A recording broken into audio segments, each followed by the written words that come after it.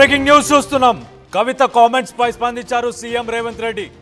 ఎవరో చెత్తగాళ్ళ వెనుక నేనెందుకు ఉంటానని చెప్పేసి ఆయన వ్యాఖ్యానించారు.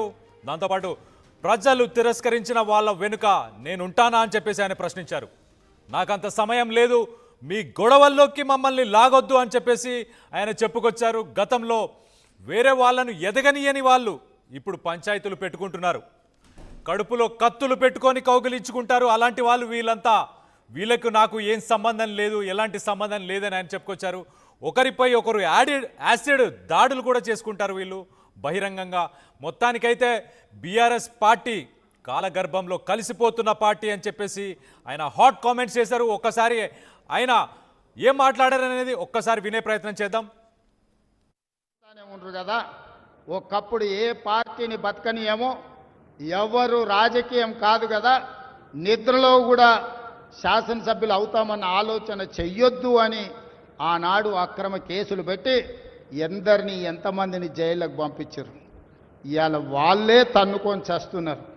ఒకరు కడుపులో కత్తులు పెట్టుకొని కౌగిలించుకుంటున్నారు. ఎవరు అక్కర్లేదు, వాళ్ళే పొడుచుకుంటున్నారు. విపరీతమైన అవినీతి సొమ్ము వచ్చిన తర్వాత సొమ్ముల పంపకాలలో కుటుంబ పంచాయతీలు ఇవాళ కుటుంబంలోనే ఒకరు సహించుకోలేని పరిస్థితి. ఒకరి మీద ఒకరు యాసిడ్ దాడులు చేసుకోవాలని ఒకరిని ఇంకొకరు నవ్వుతూనే కడుపులో కత్తులు పెట్టుకొని కౌగిలించుకునే పరిస్థితులు ఈ రాష్ట్రంలో దాపురించినాయి. పాపం ఊరికే పోదు. పెద్దలు చెప్పిండ్రు, చేసుకున్న వాడికి చేసుకున్నంత మహానుభావ అని చెప్పిండ్రు.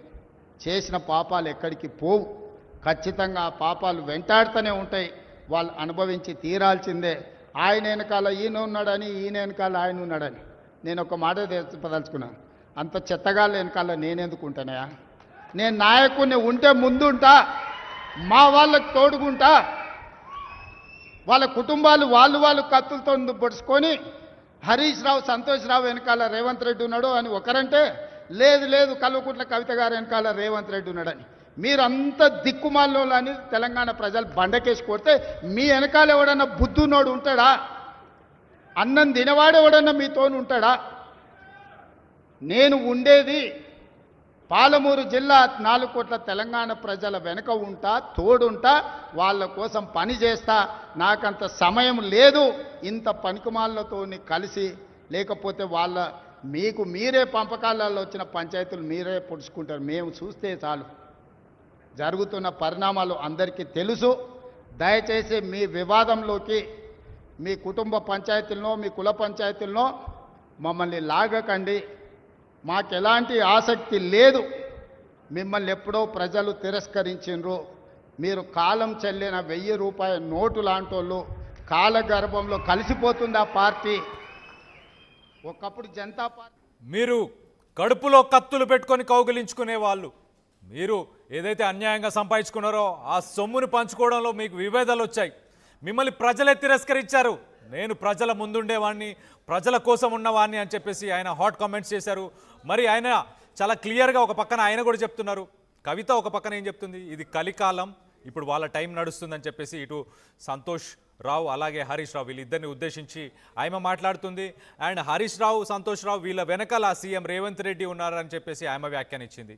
ఈ పక్కన చూసుకుంటే మళ్ళీ సీఎం రేవంత్ రెడ్డి చాలా క్లియర్గా చెప్తున్నాడు, సంతోష్ రావు, హరీష్ రావు వీళ్ళందరూ ఓడిపోయిన వాళ్ళు, ప్రజలు వీళ్ళని తిరస్కరించారు, వీళ్ళతో నేనెందుకు ముందుకెళ్తాను, అసలు నాకు అంత సమయం కూడా లేదు, అంత టైం కూడా లేదు అని చెప్పేసి సీఎం రేవంత్ రెడ్డి కూడా వ్యాఖ్యానించారు. మొత్తం మీద అయితే ఇటు హరీష్ రావు, సంతోష్ రావు వీళ్ళకి సంబంధించిన ఆయన చేసిన వ్యాఖ్యలు వీళ్ళని టార్గెట్ చేసి ఆయన వ్యాఖ్యలు చేశారా అనే దాని గురించి ఒక్కసారి మా ప్రతినిధి మధు